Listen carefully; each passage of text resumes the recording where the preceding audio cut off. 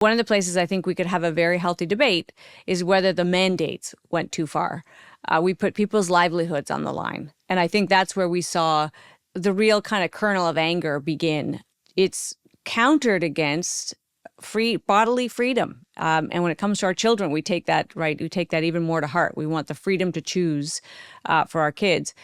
Given that measles is, I think, am I wrong about this? Way worse than COVID in terms of its deadliness, it's the way that it can spread. I mean, if we go back to the kind of pre-vaccination state of measles, it's way worse.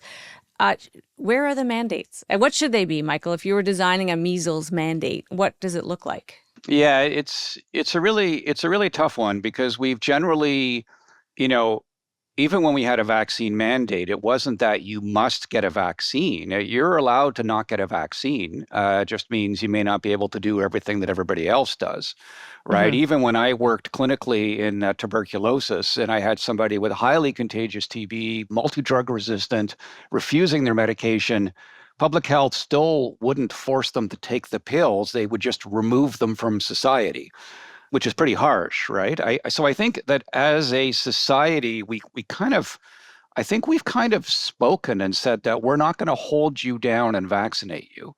I don't think that a lot of people would agree with that, even though personally, what's the big deal about getting a vaccine? But I understand that holding somebody down and vaccinating them is a very different scenario.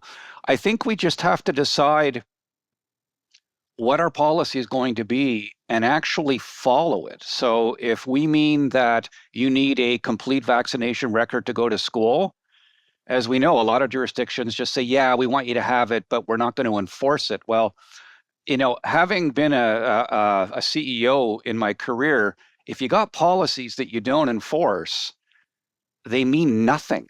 Right. And so measles is something we've got hundreds of years of experience with. There's no ambiguity in terms of how it's transmitted, how infectious it is, how well the vaccine works. The vaccine's been around for over half a century. We should be able to hammer out a pretty solid, scientifically thought out policy on this. And I think it's just perhaps lacking a bit of political will to go there because, oh my God, we just had COVID. We don't want to go there right now.